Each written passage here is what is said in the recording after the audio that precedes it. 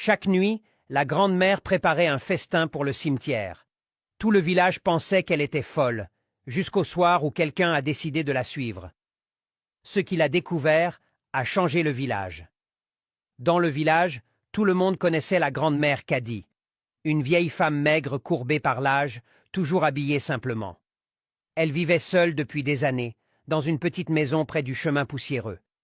Elle n'avait plus de mari, plus d'enfants, plus personne. Le jour, elle était presque invisible. Elle parlait peu, saluait doucement, baissait la tête.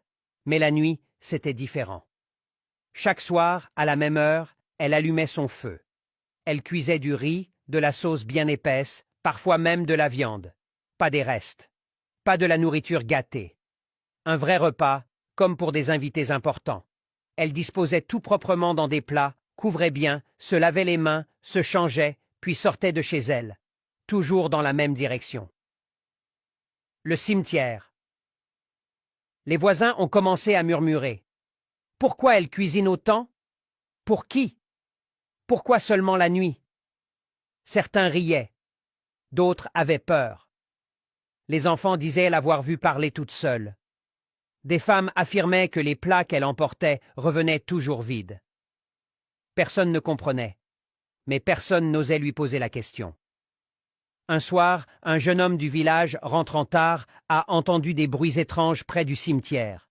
Des sons étouffés, comme des gens qui mangent, comme des murmures. Il s'est figé. Le cimetière était censé être silencieux. Le lendemain matin, il a raconté ce qu'il avait entendu. Le village a ri, puis le silence est tombé. Quelqu'un a dit « Ce soir, on va savoir ». Cette nuit-là, quelqu'un a décidé de suivre la grand-mère, et ce qu'il allait voir ne devait jamais sortir du cimetière. Dis partie 2, si tu veux la suite.